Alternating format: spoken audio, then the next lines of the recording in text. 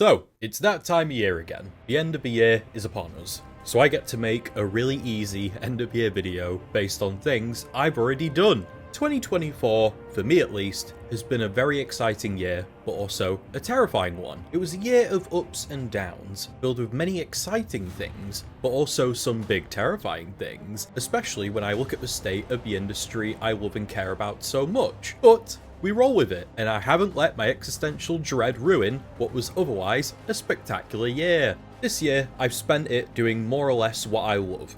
Playing games, like a metric ton of them, and also writing about a few of them afterwards. Oh, not to mention spending time with friends and family, yeah, I did that as well. And also, randomly, watching so many movies. So many that it's now getting its own section in this video. Not to mention, arguably the most pivotal event of the year was me finishing my first year of university. There's also the question of my top 3 favourite games of the year, the contents of which may or may not surprise you. So, without further delay, let's begin this 2024 rewind.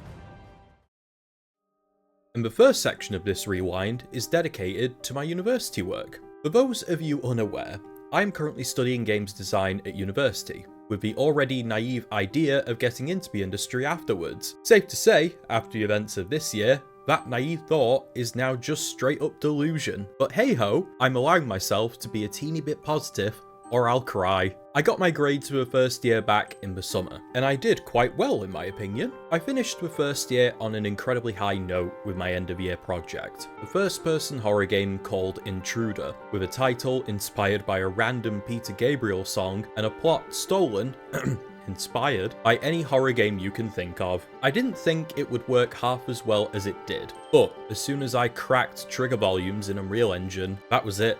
Stuff was disappearing, reappearing, all at once. It was great, and I loved every minute of developing it. Except the portals. The portals were the worst. I'm never working with those kind of portals in Unreal Engine 5 ever again. I've also started my second year, that has been nicely busy and has kept me on my toes, which I had anticipated. With that being said, I'm quite proud of the work I've been able to produce so far.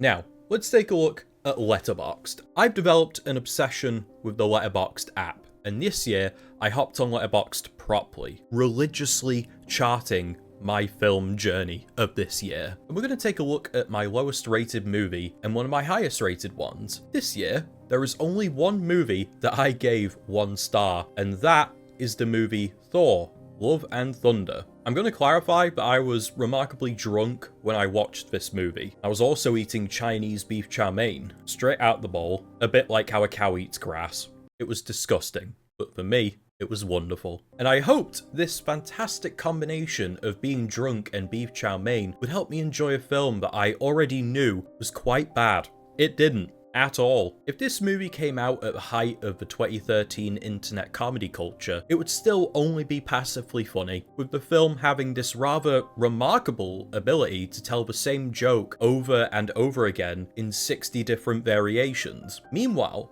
my highest rated movie of the year was Dune Part 2. If you didn't see Dune Part 2 in IMAX, you missed out on a genuinely awe-inspiring experience. I adore the world of Dune. It's so remarkably dense and so creative that it feels like every other science fiction universe has been trying to one-up it ever since. And I think the only one to maybe come close is probably the dense world building of Warhammer 40k. Look, I don't read, much to my partner's annoyance, but the only thing I've read is Dune and its sequel books, and both Dune Part 1 and 2 are both incredible adaptations of a property that has been deemed for years virtually unadaptable, striking a perfect balance between being faithful to the originals and desperately changing that was insanely outdated, such as the one-dimensional portrayal of the Baron and his homosexual deviant tendencies.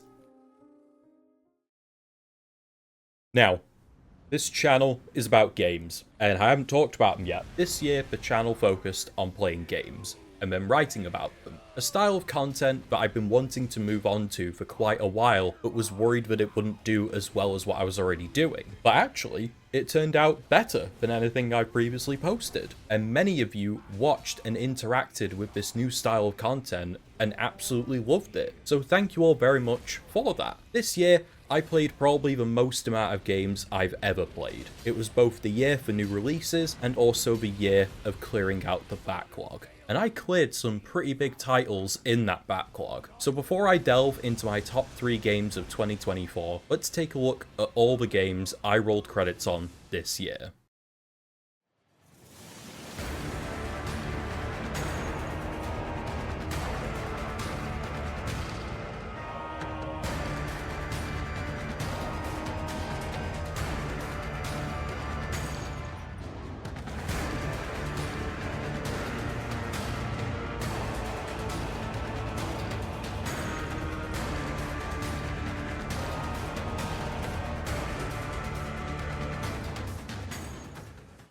My top 3 may come as a complete shock, or maybe not, as one of them is one I haven't even gotten around to reviewing yet. So, let's start with number 3.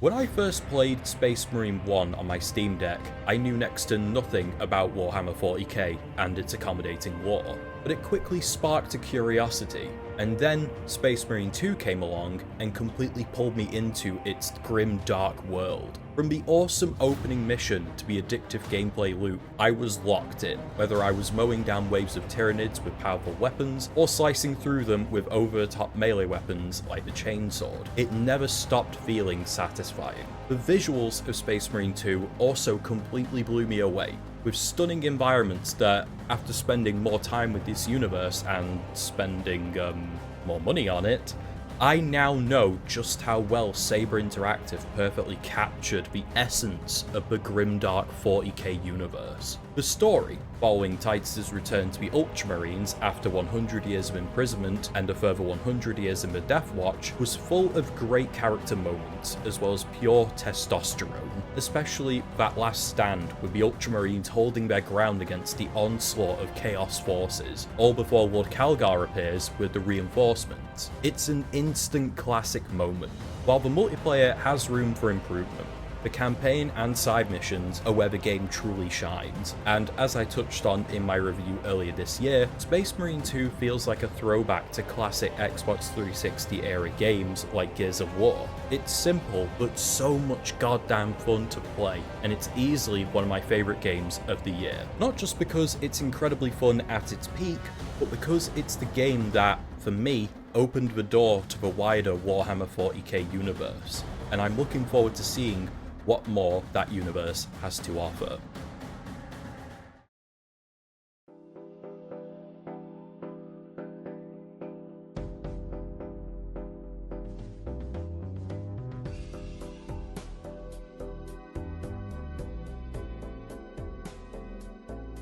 This one might shock you, or it might not if you know me, as I never stop talking about it in person, and will turn people onto it whenever I can. My partner introduced me to Balatro, a game I initially had zero interest in playing, being both bad at poker and historically bad at roguelikes. It didn't feel like it was a fit for me at all, but then something strange happened. I would be on a cross-country train from my hometown to where I now live. Usually, to pass the time, I'd listen to music and watch clips from random Transformers movies. I don't know why.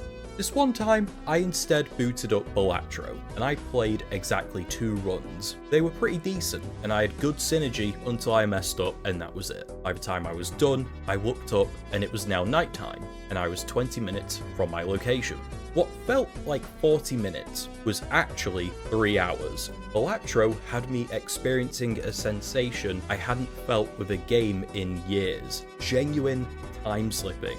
Nowadays, I play Balatro with my partner riding shotgun, and I have to say, we probably apply more critical thinking to our next hand than we have ever done with anything in the 3 years we have been together. At its core, Balatro is simple, repetitive, and beautiful to look at.